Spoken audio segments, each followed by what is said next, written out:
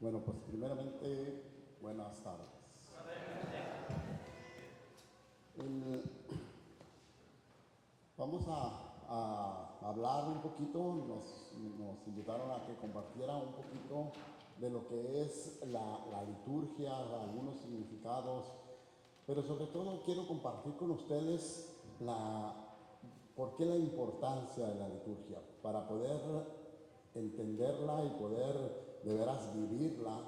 Tenemos que hablar un poquito de dónde viene y por qué es esa importancia. Así que más o menos de eso vamos a hablar.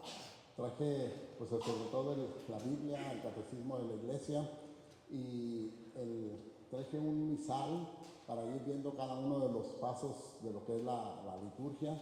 Yo sé que ya se la saben ustedes, pero de todos modos vamos a ir viendo, especialmente para si tienen alguna pregunta, la apuntamos y al final vamos a tratar de contestarla, ¿no?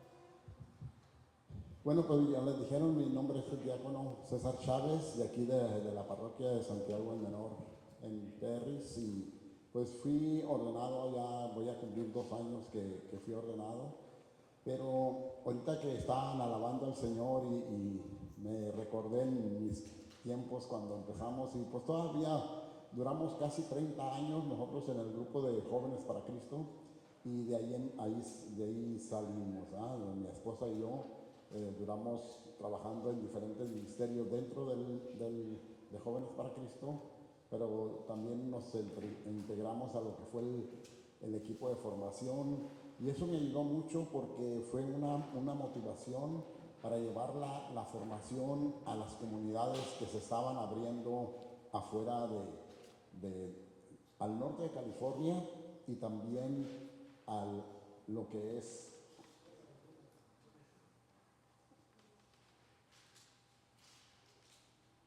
Se abrieron comunidades al norte de California y también en diferentes estados de Estados Unidos y en algunas partes de México.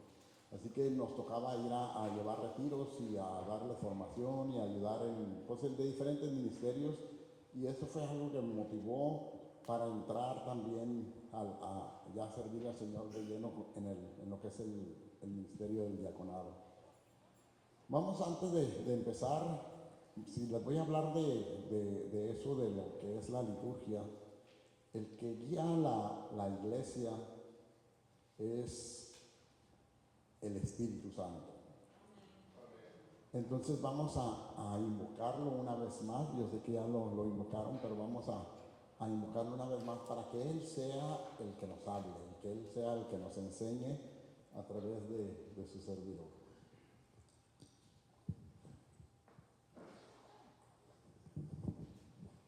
Dejen agarrar mis lentes porque ya a cierta edad ya necesitamos lentes. En el nombre del Padre, del Hijo y del Espíritu Santo. Amén. Espíritu Santo, amor del Padre y del Hijo, inspírame lo que debo pensar, lo que debo decir, cómo debo decirlo, lo que debo callar, cómo debo de actuar y lo que debo hacer para gloria de Dios, bien de las almas y mi propia santificación. Espíritu Santo, dame agudeza para entender, capacidad para retener, método y facultad para aprender, sutileza para interpretar, gracia y eficacia para hablar. Dame acierto al empezar, dirección al progresar y perfección al acabar. Espíritu Santo, ilumínanos y santifícanos. Amén. En el nombre del Padre, del Hijo y del Espíritu Santo. Amén. Pues la iglesia, como les decía, ha sido guiada desde que el Señor dejó a sus apóstoles por el Espíritu Santo. El Espíritu Santo de Dios, el Espíritu Santo que Jesús nos prometió y que envió a cada uno de nosotros. Entonces, la iglesia sigue guiándose por ese mismo espíritu. Y ha habido, a pesar de todo lo que trató Jesús de unir a esa iglesia, una iglesia que en cierta forma estaba dividida, porque cuando empezó lo que es la religión, vamos a decirlo de esa manera, los escribas, y ustedes han oído mucho en la Biblia, los escribas, los fariseos, todos ellos, pues estaban en contra de lo que Jesús estaba diciendo. Sin embargo, Jesús dijo, yo no he venido a cambiar la ley, sino a darle la forma exacta. Entonces, Él viene, ya no toma en cuenta, como quien dice, a lo que era la religión judía, porque para ellos lo tomaron de otra manera. Y Jesús habla mucho en la Biblia al respecto de eso, o sea, cómo los judíos o el pueblo de Dios que era guiado por los escribas y por los ancianos y todos los que se mencionan, se desviaron lo que era la misión de ellos como dirigentes del pueblo. Entonces viene Jesús, le da una forma, en la forma exacta a lo que es la ley, y viene y deja establecida una iglesia. Una iglesia que nosotros acabamos de pasar lo que es la Pascua. Tiene 3 tiempos importantes dentro de lo que es la liturgia de la iglesia. Es la Navidad, la Pascua y Pentecostés. Son 3 grandes fiestas porque, como les decía, primero el nacimiento de nuestro Señor Jesucristo. Promesa también de Dios que iba a venir ese Redentor a salvarnos. Luego viene lo que es la Pascua, lo que es la pasión, toda la muerte, pero también la resurrección de nuestro Señor Jesucristo. Y luego Pentecostés, que es cuando envía el Espíritu Santo a su iglesia, a los apóstoles. Entonces, esas 3 festividades la iglesia las celebra pues, en grande, se puede decir, para recordar lo que es la historia de la salvación. Voy a hablar un poquito antes de lo que es empezar, nada más para conocernos. Yo sé que algunas veces ya he compartido con ustedes, pero para conocernos un poquito más. Yo soy de San Luis Río Colorado. De hecho, soy de un pueblito que está a un lado de San Luis, se llama el kilómetro 57, no sé si alguien lo conozca.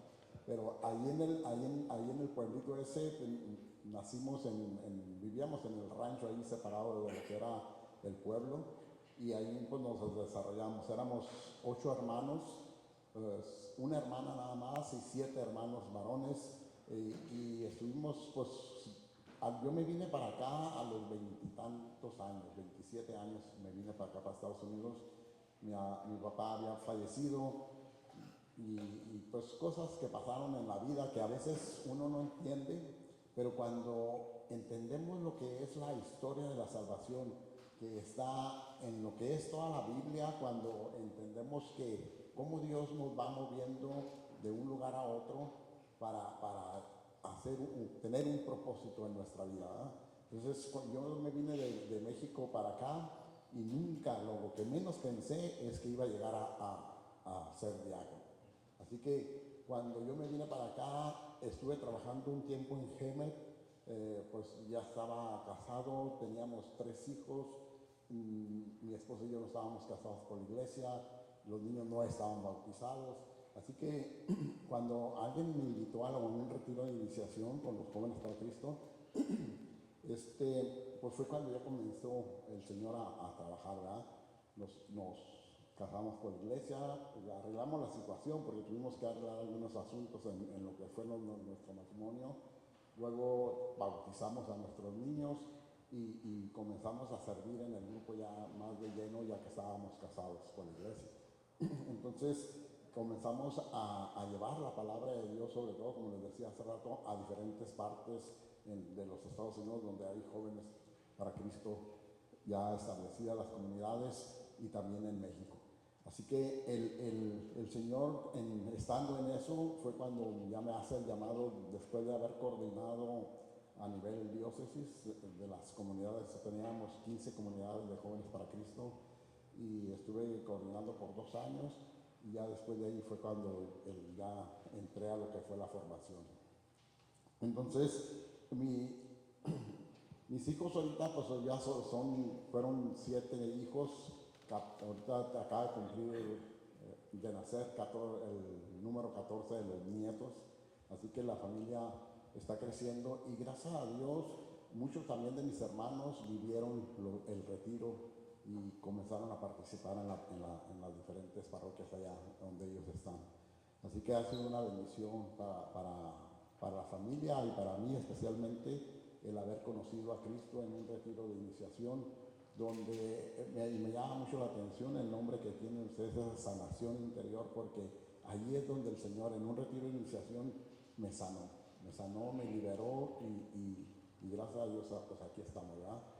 Entonces, ese Espíritu Santo que nosotros compartimos como comunidad y que hemos tenido la experiencia, es el que sigue trabajando todavía en su iglesia.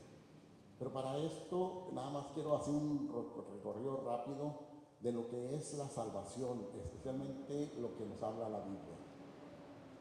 Recordemos que Adán y Eva, el Señor los pone en un paraíso para que todo estuviera bien, pero llega la serpiente, que es el enemigo número uno de Jesús, y echa a perder todo el plan de Dios. Vamos a decirlo así, echarlo a perder, porque también era plan de Dios. Ellos desobedecen a Dios y le hacen más caso a la serpiente y entra lo que es la enemistad entre Dios y lo que es el ser humano. Pero el mismo Señor en esa parte del Génesis, en lo que fue la creación, hace una promesa, que de una mujer iba a nacer un redentor, que le iba a pisar la cabeza a Satanás. Así que la promesa es Jesucristo. Entonces viene lo que es el nacimiento y la encarnación del Señor para salvar a la humanidad, pero sobre todo para salvarnos a nosotros de lo que era de lo que es el pecado, ¿verdad? Entonces nosotros conocemos la historia del pueblo de Dios, cómo Dios no se olvida de todos modos de lo que es el ser humano. Él escoge un pueblo para darse a conocer al mundo y Él mira que el ser humano tiene la tendencia siempre al mal. Entonces Él promete enviar el Espíritu Santo. Eso lo dice el libro de Ezequiel y el de Isaías. Entonces dice, voy a poner mi ley en sus corazones, les voy a quitar ese corazón de piedra y les voy a dar uno de carne. Entonces eso es lo que hace el Espíritu Santo en la iglesia de Dios. Entonces viene Jesús y cumple el Señor esa promesa. El Señor deja establecida una iglesia donde sus apóstoles comienzan a evangelizar a todo el mundo, especialmente el apóstol Pablo, que abre comunidades en muchas partes, ¿verdad? Pues nosotros más o menos ya conocemos la historia y si no, pues lean la Biblia. El propósito de abrir comunidades era para dar a conocer a Jesús. Entonces, cada una de las iglesias que tenemos esa liturgia, esa misa, ese es el propósito, el dar a conocer a Jesús. Yo sé que de alguna manera ustedes también en alguna misa o en algún lugar escucharon de Jesús, alguien los invitó a un retiro y aquí están, ¿verdad? Pero esa es la misión también de nosotros como bautizados, el dar a conocer a Jesús. Entonces la misión de la iglesia dentro de lo que es la liturgia es eso, dar a conocer a ese Salvador, que así como el pueblo de Dios fue liberado de la esclavitud de Egipto en lo que fue la Pascua, y es lo que se celebraba en aquel tiempo, entonces nosotros la celebramos ya en Cristo, la Pascua del Señor, ya en lo que nosotros conocemos como la resurrección de Cristo, y es una liberación ya no de la esclavitud de Egipto, sino de la esclavitud del pecado. Entonces nos libera el Señor, pero nosotros debemos de dar a conocer a ese Cristo. Entonces es lo que hace la iglesia en lo que es la liturgia. Vamos a leer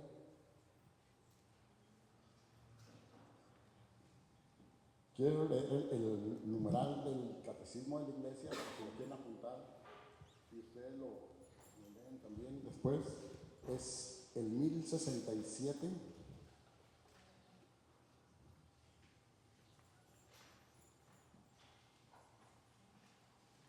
El numeral 1067 del catecismo de la iglesia.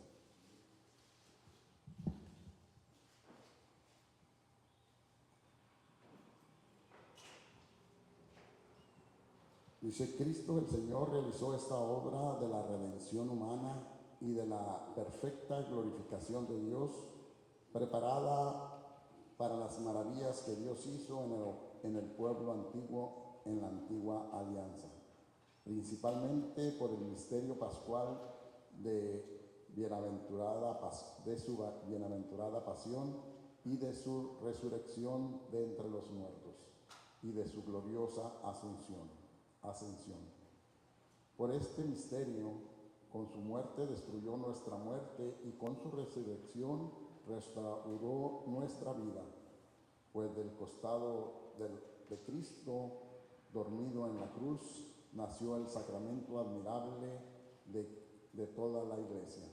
Por eso, en la liturgia, la Iglesia celebra principalmente el misterio pascual por el cual Cristo realizó la obra de nuestra salvación. Entonces, eso es lo que dice el Catecismo de la Iglesia en el 1067. Y les voy a leer el 1069 porque ahí nos da el significado de la palabra liturgia. 1069. La palabra liturgia significa ordinariamente obra o quehacer público, servicio de parte de alguien en favor del pueblo. En la tradición cristiana quiere significar que el pueblo de Dios toma parte en la obra de Dios. Por la liturgia, Cristo, nuestro Redentor y sumo sacerdote, continúa en su iglesia y con ella y por ella la obra de la redención. Entonces, eso es lo que les estaba diciendo, como lo que es la liturgia, ese es el propósito.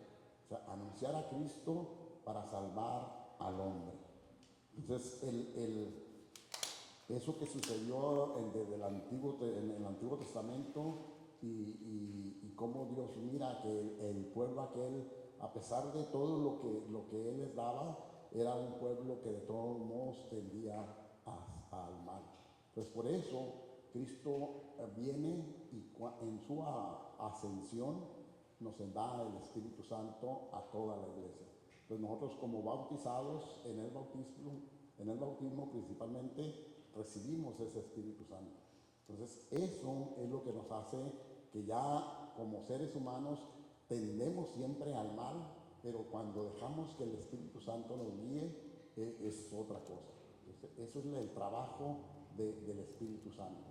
Y eso es cuando miramos, nosotros vemos que a pesar de que somos bautizados, a veces tendemos al mal, eso es normal, pero debemos nosotros de tener esa nueva efusión o esa nueva experiencia para que el Espíritu Santo realmente nos guíe. Entonces, ese es el propósito de la liturgia, el salvar al hombre del pecado y de esa tendencia al mal. Entonces, si entendemos lo que es la importancia de la liturgia, de lo que es la misa, entonces eso es cuando le vamos a tomar más sabor a lo que estamos haciendo. Pues cada uno de los pasos que hacemos dentro de lo que es la misa o lo que es la liturgia tiene su porqué y para qué. Entonces, por eso es importante que entendamos primero qué es lo que hizo Cristo por nosotros y cómo en la misa hacemos lo mismo que hizo el día de lo que es la pasión y la resurrección. Cada vez que hacemos, que venimos a una misa, estamos celebrando lo mismo. O sea, la palabra, cuando hablamos de celebración, estamos otra vez recordando lo que Cristo hizo, pero no nomás recordarlo como un recuerdo, sino vivirlo otra vez. Entonces, eso es lo que en cada misa sucede. Por eso el sacerdote es el que actúa en la presencia de Cristo. O sea, como Cristo, Él hace todo lo que sucede, especialmente en la consagración, lo hace en el nombre de Cristo. Ya no es el sacerdote, sino es el mismo Cristo. Por eso, aunque el sacerdote sea un pecador o sea lo que sea, el Señor se hace presente por la ordenación del sacerdote. Entonces, el Señor es el que hace la liturgia, el que consagra su cuerpo. Ahora, ¿qué es lo que sucede en la liturgia? Y para que nosotros también tengamos pues, entender lo que sucede especialmente en la consagración. En la antigüedad al Señor se le daban como ofrenda algunos animales, y la sangre de los animales es la que se rociaba sobre el altar, y de esa manera el pueblo de Dios era perdonado de los pecados, y esto lo hacían una vez al año. Entonces ellos sacrificaban diferentes animales dependiendo del pecado que cometían. Entonces el sacerdote primero ofrecía animales por él, por sus pecados, y también después por lo del pueblo. Dicen por ahí que si existieran los dinosaurios ahorita ya no estuvieran tampoco, porque se necesitan mucho animales grandes para pagar los pecados, ¿verdad? Pero era como empezó el culto a Dios, ofreciendo esos animales, especialmente los corderos, las palomas, los pichones, todo eso era lo que se sacrificaba. Entonces viene Cristo en lo que es en su muerte y resurrección, porque ellos festejaban eso, lo que era la Pascua. El pueblo judío festejaba la Pascua. Entonces en ese tiempo es cuando quiso Jesús hacer lo mismo. Él se entregó como ese Cordero de Dios, entrega su vida para el perdón de nuestros pecados. Entonces en la misa sucede lo mismo. Nosotros cuando damos el diezmo, y eso es para mí, para que le echen más a la temática, cuando nosotros damos el diezmo, pagamos por los bienes de la iglesia, ¿eh? Pero también de ese dinero se compra el vino y el pan, o sea, el vino y las hostias. Entonces, cuando el pueblo lo trae acá enfrente para que se haga lo que es el sacrificio, lo que es la ofrenda a Dios, nosotros estamos ofreciendo pan y vino. Hace poquito, se ve que fue la semana pasada estuvimos leyendo, los que vinieron a misa, entre semanas se habló cómo Melquisedec, que era el sacerdote de Dios, le ofreció vino y pan. No sé si escucharon esa lectura. Entonces, eso es lo que hace Cristo también. Ese vino y ese pan que Él en su última cena la ofreció como su cuerpo y su sangre, es lo mismo que sucede en el altar. Pero nosotros no estamos ofreciendo a Dios pan y vino. Por eso el sacerdote hace la consagración, y en la consagración convierte ese pan y ese vino en el cuerpo y la sangre de Cristo. Y el cuerpo y la sangre de Cristo es lo que le ofrecemos a Dios. Entonces, por eso es cuando el momento más grande que tenemos dentro de la liturgia es en el momento de la consagración, porque ahí es donde viene el Padre e invoca a ese Espíritu Santo para que venga y convierta ese pan y ese vino en el cuerpo y la sangre de Cristo. Entonces, eso es lo que nosotros le ofrecemos a Dios como pueblo. Entonces, no es el sacerdote el que lo está ofreciendo, es toda la iglesia. Entonces, ahí nosotros le estamos dando culto a Dios. Por eso, en la celebración, cuando estamos en la misa, le llamamos una celebración porque estamos alrededor de la mesa, lo que es el altar. Nosotros cuando celebramos algo también nos ponemos alrededor de la mesa, comemos y bebemos y estamos celebrando un cumpleaños o lo que sea. Pues eso es lo que hacemos nosotros también, celebrar ese misterio de Cristo. Pero como les digo, no es como lo se interpreta en lo que es la Biblia, lo dice que es un memorial. La palabra en griego es celebración, que quiere decir, o sea, se vuelve a vivir. Entonces, en el momento en que el Espíritu Santo, no me acuerdo muy bien de la palabra en medio trabajosa, la algo así, parece trabalenguas, pero se supone que eso es lo que sucede en el altar. O sea, se convierte ese pan y ese vino en el cuerpo y la sangre de Cristo. Y dicen que el milagro más grande que hay es que todo queda igual. O sea, nosotros comemos la hostia o bebemos el vino y sabe igual, pero la fe de nosotros nos hace que que eso sea el cuerpo y la sangre de Cristo. Y eso es lo que nos salva. Por eso nosotros, cuando vivimos la misa y venimos aquí, nosotros somos enviados a compartir y anunciar a Cristo. O sea, nosotros tomamos la hostia y nos hacemos uno con Cristo. Entonces, cuando nos dice el sacerdote, vayan en paz, nos envía allá afuera a entregar a ese Cristo por medio de nuestro testimonio.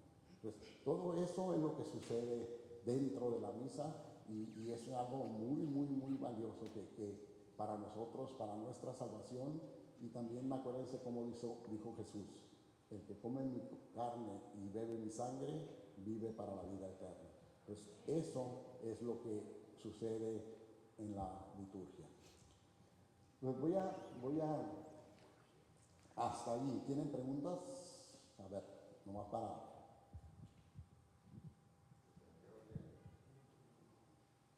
algo que no se entendió o algo que no explico bien. Cuando el Padre está consagrando los alimentos, por lo regular, Él está hablando y muchas personas estamos repitiendo lo que el Padre lo hacía, ¿no? Pero me explicaron que no debemos repetir lo que el Padre cuando está consagrando,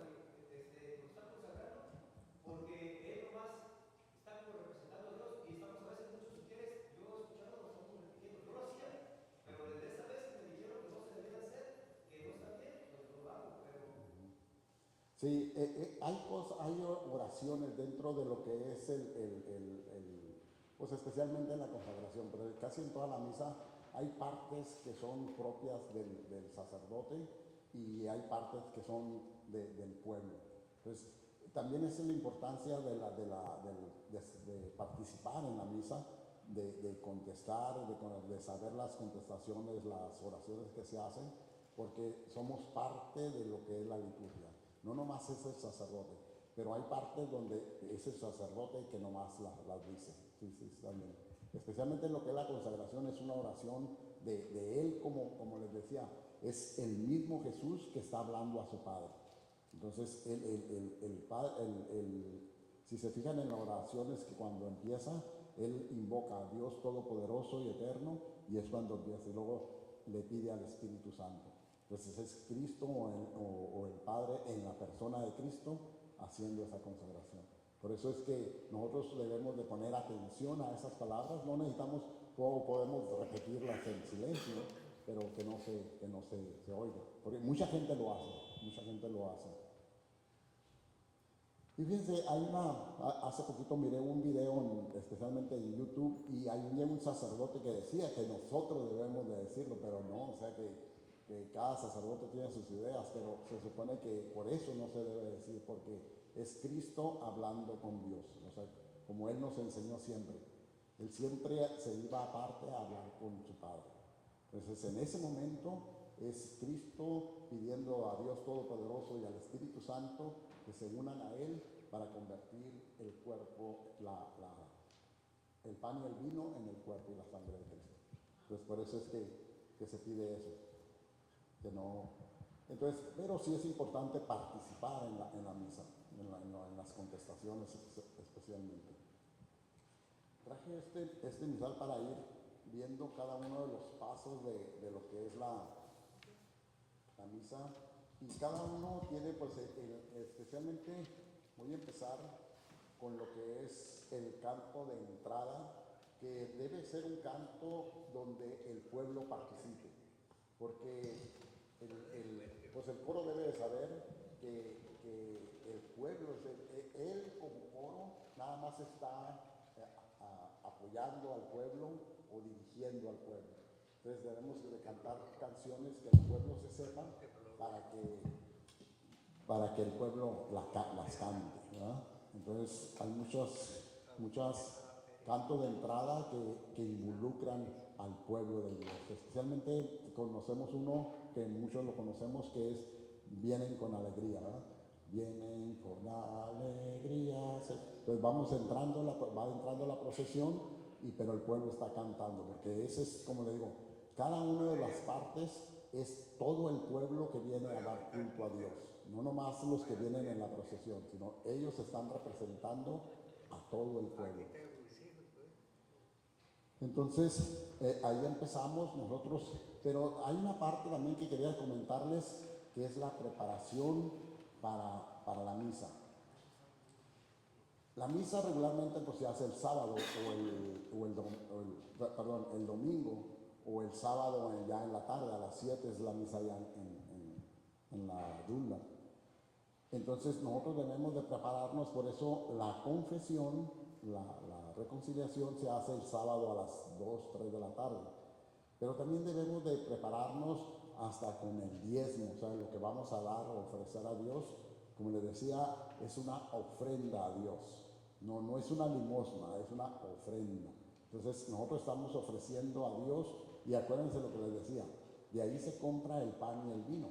Entonces lo que tú des, haz de cuenta que tú lo diste para que el pan y el vino que se va a consagrar ahí fue con tu dinero. Entonces eso es lo que debemos de pensar. Nosotros la ofrenda que damos a Dios es para ofrecerle el cuerpo y la sangre de Cristo.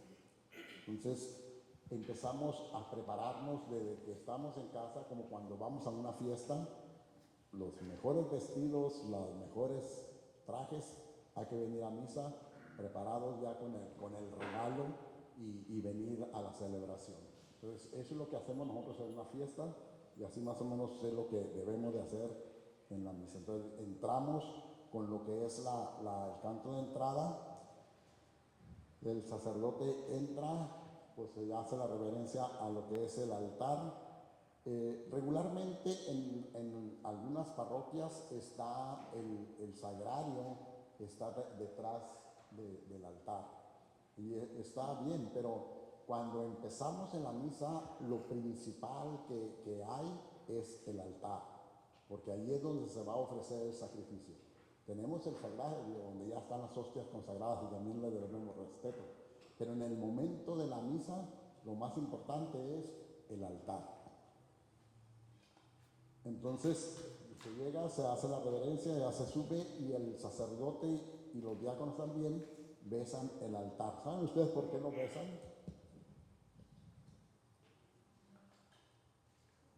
El beso al altar, el altar fue consagrada para ese sacrificio.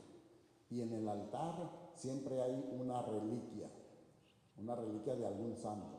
Entonces, en el momento en que es consagrada, esa reliquia está puesta ahí. Entonces, donde se va a ofrecer el sacrificio de Cristo, hay como quien dice un representante de Cristo en eso. O sea, puede ser de algún santo, de algún mártir, y está ahí en el altar. Por eso las altares son respetadas y veneradas, porque especialmente cuando ya no se van a usar, tratan de guardarlas porque haya algo ahí. Lo quitan, ¿verdad? Pero de todos modos es algo que se estuvo usando para hacer ese sacrificio. Hermano, contestando a su pregunta, cuando dice usted que sabe de la mesa, yo he escuchado que es una representación de cuando Abraham iba a sacrificar a Isaac. Entonces, cuando es lo que fue la mesa del sacrificio, ¿verdad? Entonces ahí cuando yo creo que Abraham iba a cumplir con lo que él le dijo, ¿verdad? Entonces,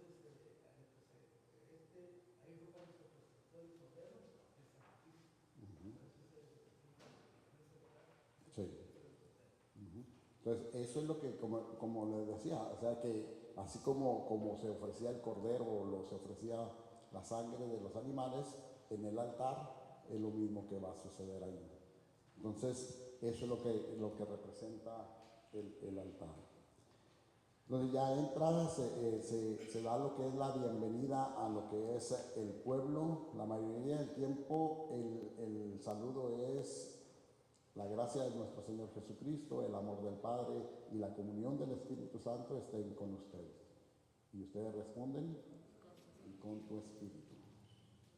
Entonces, no es con su espíritu, nomás porque yo he oído que mucha gente dice y su espíritu, sino con tu espíritu. O sea, le están diciendo al Padre que en el espíritu del Padre está el Señor también, o la divina Trinidad.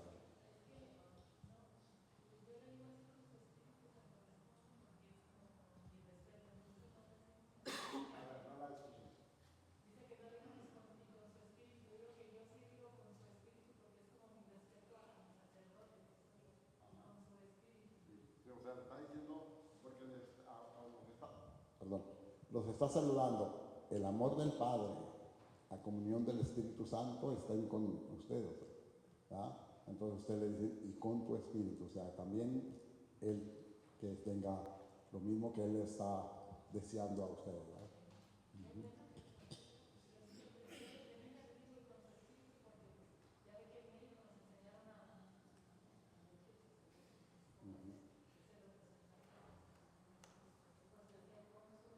Con su espíritu. Ujú. Entonces, ese es el saludo del Padre y después lo que hacemos es una confesión. El yo confieso cuando nosotros oramos en ese momento es una confesión donde estamos confesando los pecados veniales o los pecados chicos que le llamamos. Entonces, en esa confesión el Padre da la absolución también. Entonces, por eso es importante cuando les hablaba de la preparación, que si tenemos pecado grave, pues ir a confesarlo, ¿verdad? Pero si no hay pecado grave, en ese momento donde hacemos ese acto el yo confieso, ahí estamos confesándonos. Entonces el Padre nos da la absolución. Es cuando Él dice que Dios Todopoderoso perdone nuestros pecados y nos lleve a la vida eterna. Entonces nosotros estamos haciendo esa confesión. Y a veces pues ahí está encerrado todo cuando decimos, yo confieso ante Dios Todopoderoso que he pecado mucho de pensamiento, palabra, obra y omisión. Entonces, todo eso lo confesamos en ese momento. Por eso es importante llegar temprano a misa para alcanzar la confesión. Después de esto viene lo que es el Señor ten piedad. En esas tres partes nosotros estamos invocando también a Dios Padre, Dios Hijo y Dios Espíritu Santo. Entonces primero decimos, Señor ten piedad, Cristo ten piedad, Señor ten piedad. A veces el coro lo canta, pero a veces como no hay coro, se dice nada más. Entonces ese es el significado de eso. O sea, estamos invocando a la Divina Trinidad que perdone esos pecados que hemos confesado en esa confesión. Después de esto ya viene lo que es la oración colecta. En lo que es la oración colecta, el Padre hace una oración especialmente de lo que estemos celebrando en ese momento. Se pide la intercesión de Dios Todopoderoso hablando un poco de lo que es, por ejemplo, en este domingo pasado celebrábamos ¿qué? El Corpus Christi. Entonces es el cuerpo de Cristo, es lo que celebrábamos este domingo pasado y en ese momento la oración colecta que se hace es una oración referente a lo que estamos celebrando. Entonces es una plegaria a Dios para empezar lo que es la misa. La misa se divide en 4 partes. Es primero lo que es el rito de entrada, le llaman, que viene siendo por lo que es la procesión, lo que es el canto de entrada, lo que es el saludo y lo que es la confesión. Después viene lo que es la liturgia de la palabra. Entonces, la liturgia de la palabra regularmente se lee el Antiguo Testamento, el Nuevo Testamento, un salmo y luego el Evangelio. Entonces, el Antiguo Testamento, el Salmo y el Nuevo Testamento lo hace el pueblo. El Salmo pues muchas veces lo hace el coro, pero cuando no hay coro pues es el pueblo el que debe de cantar el Salmo. Entonces el Antiguo Testamento sabemos que es las profecías, lo que es todo lo que son los libros de los reyes, todo lo que es el Antiguo Testamento nos habla mucho de lo que es la promesa de Dios para su pueblo. Entonces después viene lo que es el Nuevo Testamento, que ya son las cartas de Pablo o las de Juan, las de Pedro, lo que son las cartas que están al final de lo que es la Biblia o el Apocalipsis. Entonces eso se lee en esa parte. Entonces después ya viene, eso lo hace el pueblo. Y después ya viene lo que es el Evangelio, que es el sacerdote, el obispo o el diácono el que lo lee. Entonces en ese momento, cuando ya estamos en lo que es la liturgia de la palabra, estamos escuchando a Dios, ¿verdad? En lo que es su palabra. Pero en la iglesia es encargada de interpretar esa palabra. Por eso la homilía debe de estar basada en lo que son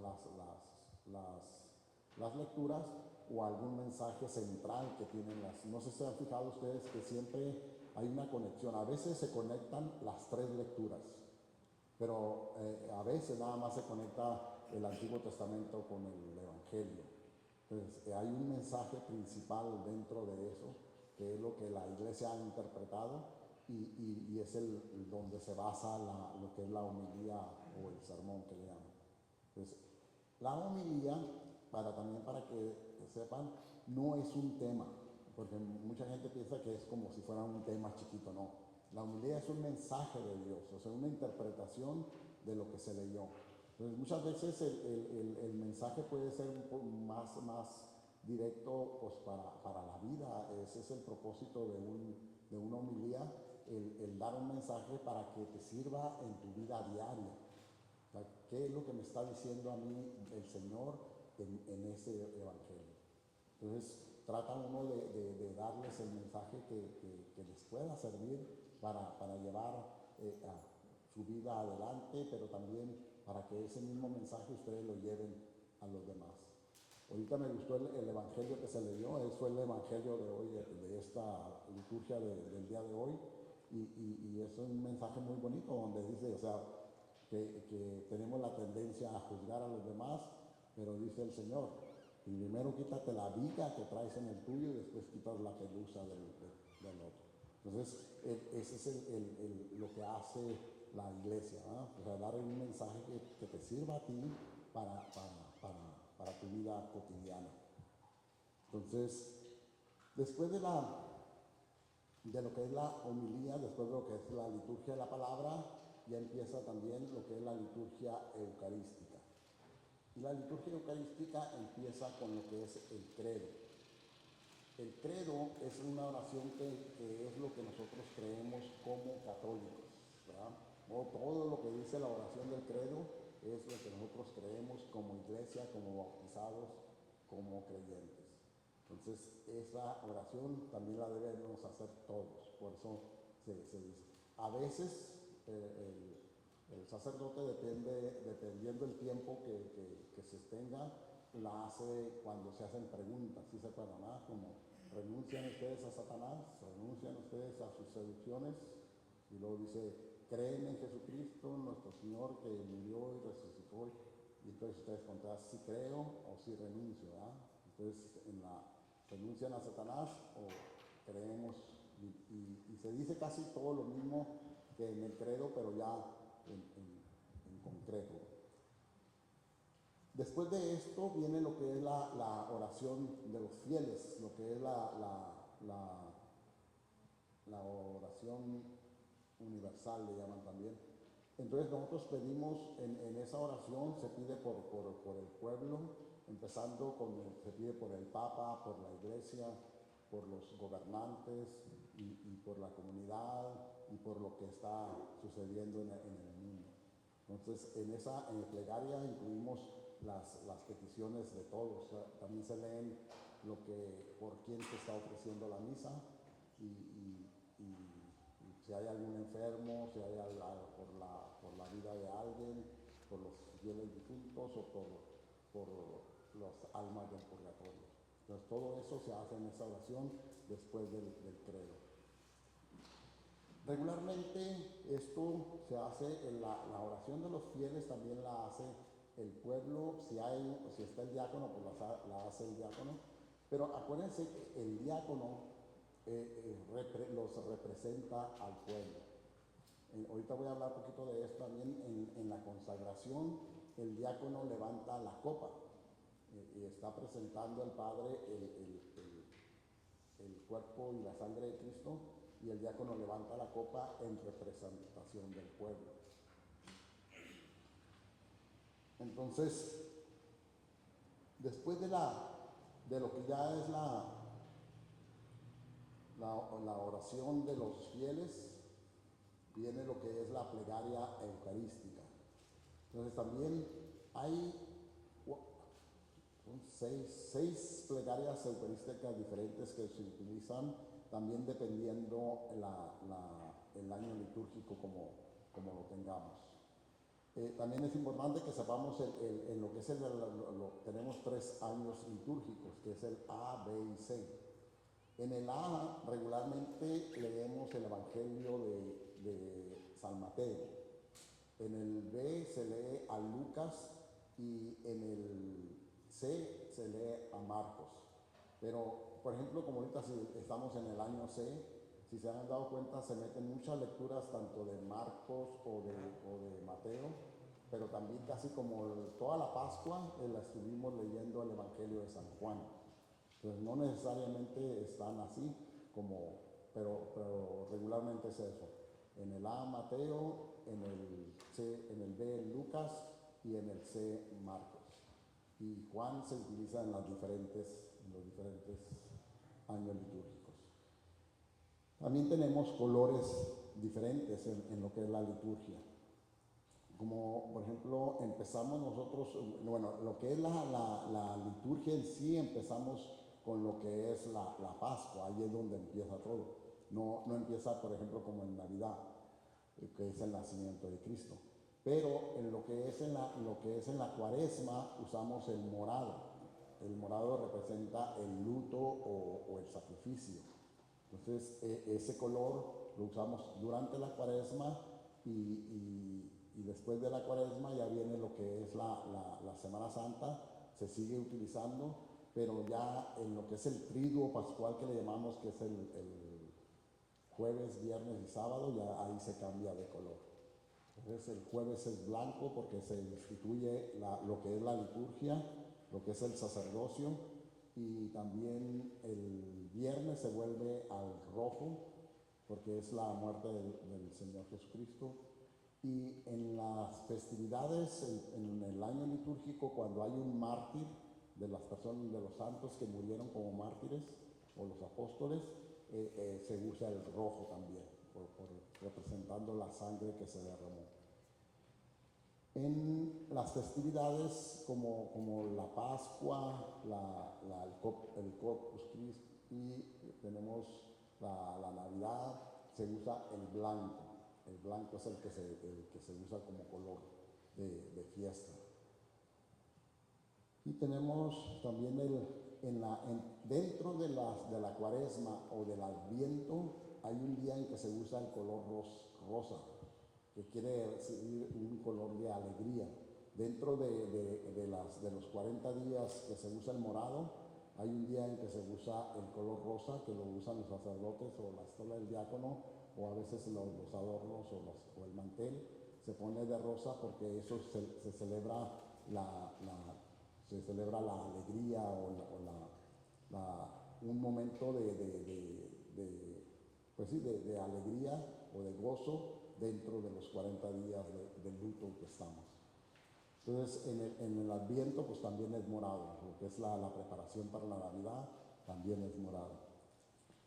Entonces, después de decía, venía lo que es la plegaria eucarística, ya nos estamos preparando para lo que es lo que le llamamos la liturgia eucarística, ¿verdad? Entonces, las primeras oraciones es pidiendo al Señor y luego se le presenta lo que es los rezos que se hacen antes de lo que es la consagración.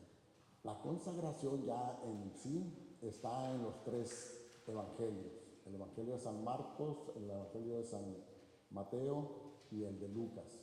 En el de Juan no está lo que es las palabras cuando el Señor dice, este es mi cuerpo y este es mi sangre. Lo que hace también en Primera de Corintios también está, y en el Evangelio de San Juan no está, pero recordemos que el Evangelio de San Juan tiene son casi 2 capítulos donde nos habla del pan de vida.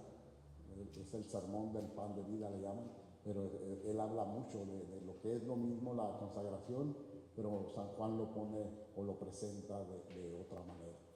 Entonces, en la consagración se dicen las palabras de los evangelios, y el apóstol Pablo también lo presenta cuando él presenta o está hablando del cuerpo de Cristo. Él lo presenta también, hace poquito la estuvimos leyendo también en la liturgia. La voy a leer de Corintios.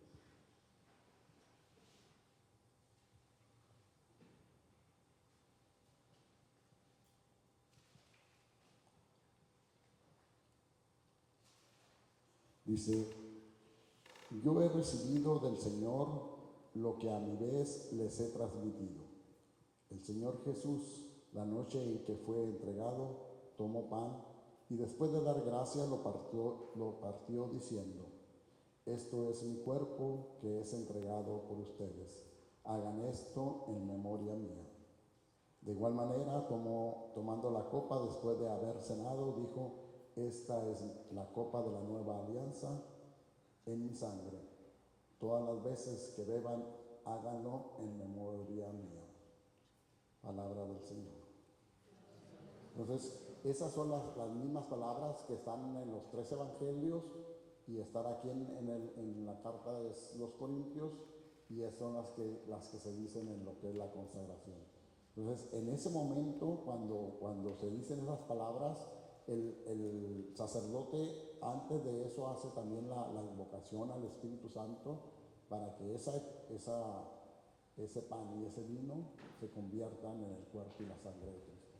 Entonces estamos recordando, pero estamos viviendo una vez más lo que es ese momento que en la última cena el Señor lo deja a sus apóstoles. Entonces el sacerdote está haciendo lo mismo, y cuando nos entrega la hostia, estamos recibiendo toda la divinidad, todo lo que es el Dios en sí está presente en esa pedacito de pan, en esa hostia. Por eso se debe de tener mucho respeto cuando la recibimos.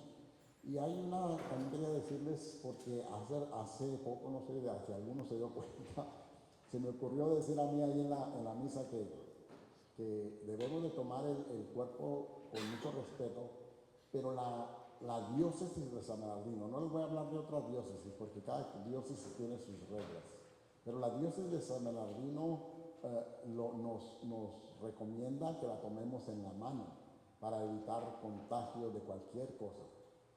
Entonces, esta costumbre de tomarla en la mano viene desde el principio, desde que el Señor dejó esto. Él les dijo a sus apóstoles: tomen y coman. No les dijo coman, dijo tomen y coman. En la copa también le dijo: tomen y beban. Entonces, por eso es que se da en la mano.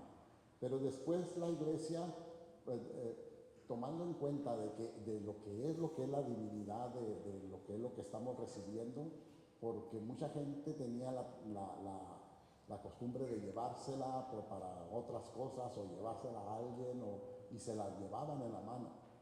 Entonces, por eso la iglesia cambió un poco eso, pero después volvió otra vez, ya especialmente lo que fue el Concilio Vaticano II en el 62, 63, volvió otra vez. O sea, lo puedes tomar como tú quieras, lo puedes tomar en la boca, lo puedes tomar en la mano, pero ese es el propósito, de evitar porque miren, aunque uno no quiera, yo a veces cuando la estoy entregando,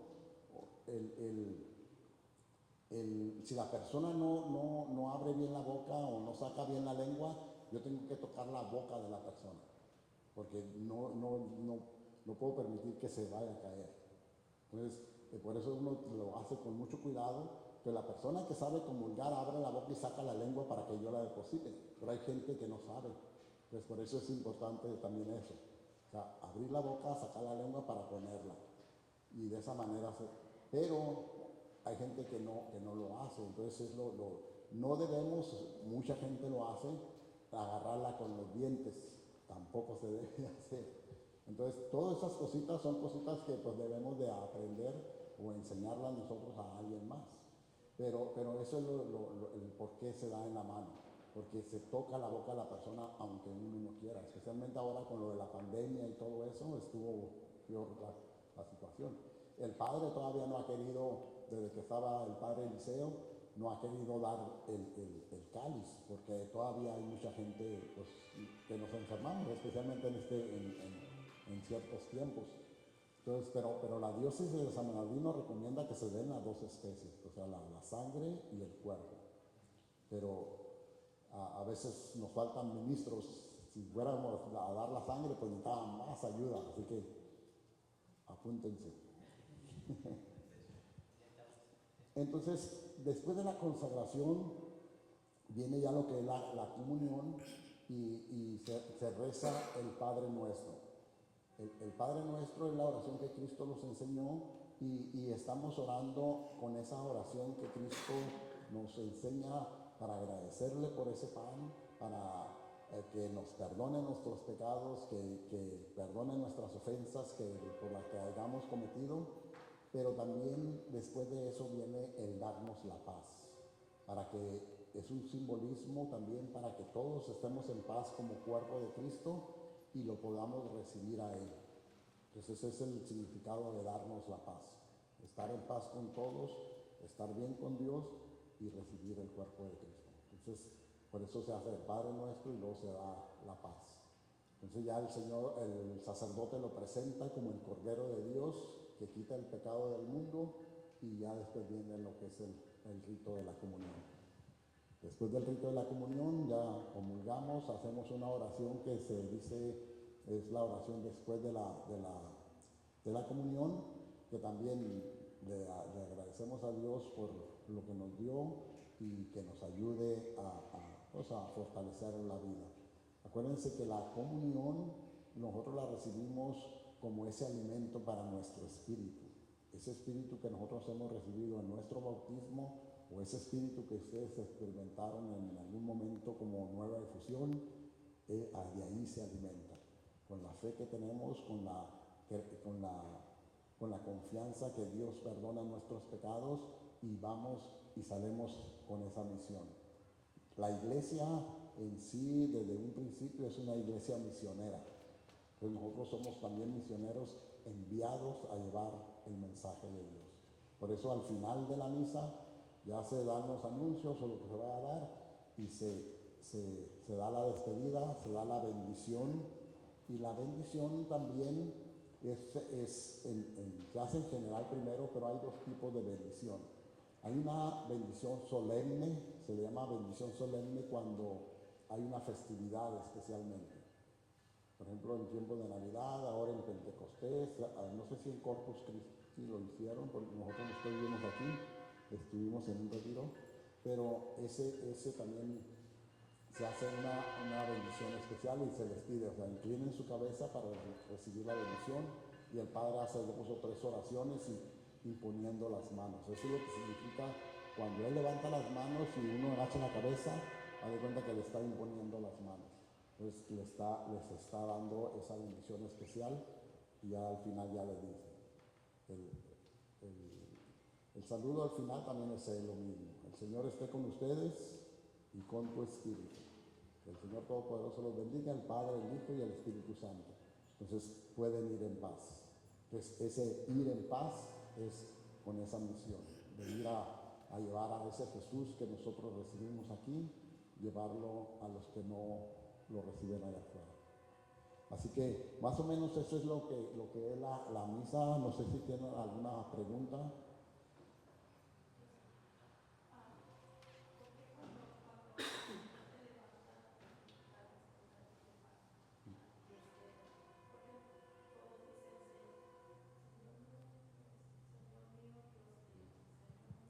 Señor mío y Dios mío, ¿verdad? Son las palabras que, ¿se acuerdan cuando estaban los 12 apóstoles reunidos? Eso fue en la noche, la tarde de la resurrección. El Señor se presenta en medio de ellos, pero Tomás no estaba. Entonces, Tomás, a la semana siguiente, dice que ya estaba con ellos y volvió a aparecerse Jesús con ellos, ya resucitado, y le dice a Tomás, a ver, Tomás, ven, mete tu mano, como, porque él dijo, ya hasta que yo no meta la mano en su costado o meta los dedos en los hoyos de los clavos, no creeré. Entonces, el Señor le dice, Tomás, ven, aquí está mi costado, aquí están mis manos, métela y no seas incrédulo, le dice. Entonces, cuando el sacerdote levanta el cuerpo y la sangre de Cristo, nosotros estamos diciendo, Señor mío y Dios mío, en representación de esa falta de fe a veces. Pues nosotros estamos creyendo que Él es el Señor, que lo que nos está presentando el Padre es el cuerpo y la sangre de Cristo. Entonces nosotros estamos diciendo, Señor mío y Dios mío, con las mismas palabras de Tomás.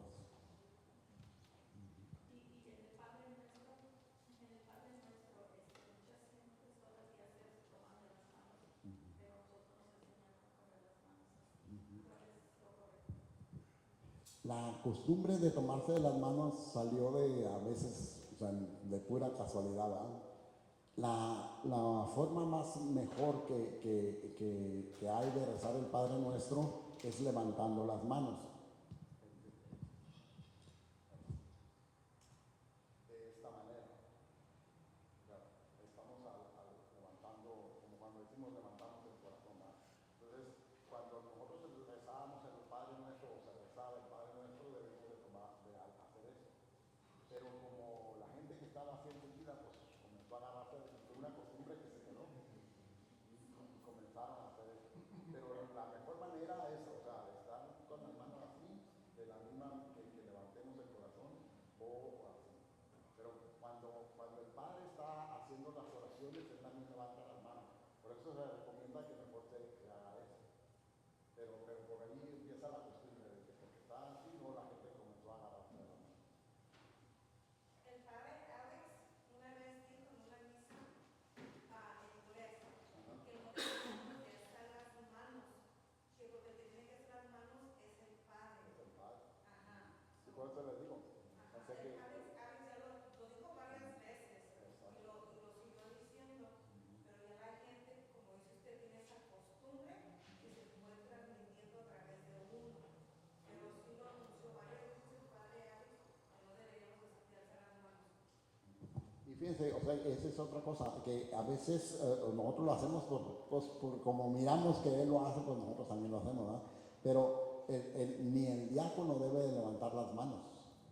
Cuando, especialmente si, ya ves que a veces no hay un sacerdote que haga la misa, entonces se hace una liturgia de la palabra, entonces las oraciones que se hace, que el Padre levanta las manos, el diácono no las levanta, él nomás dice la oración, porque eso de levantar las manos es solo del sacerdote, por eso él se está comunicando con Dios. Por eso cuando nosotros rezábamos o rezamos el Padre Nuestro, la costumbre era esa, de levantar las manos. Pero después como comenzó a pasar eso de agarrarse las manos, por eso mejor se hazlo. Especialmente ahora con lo de la pandemia se recomendaba que fuera así y es mejor. Pero ahorita ya vuelve mucha gente a agarrarse de las manos otra vez. Yo pienso y me he fijado que cuando se agarran de las manos es porque está el esposo con su esposa automáticamente. O los hijos. Sí. Sí, por estar en unión, ¿verdad? Por eso muchas partes se acostumbraba a agarrarse de las manos en el Padre Nuestro en una forma de unidad, ¿verdad? Porque estamos hablando a Dios Padre, pero la costumbre empezó por ese lado.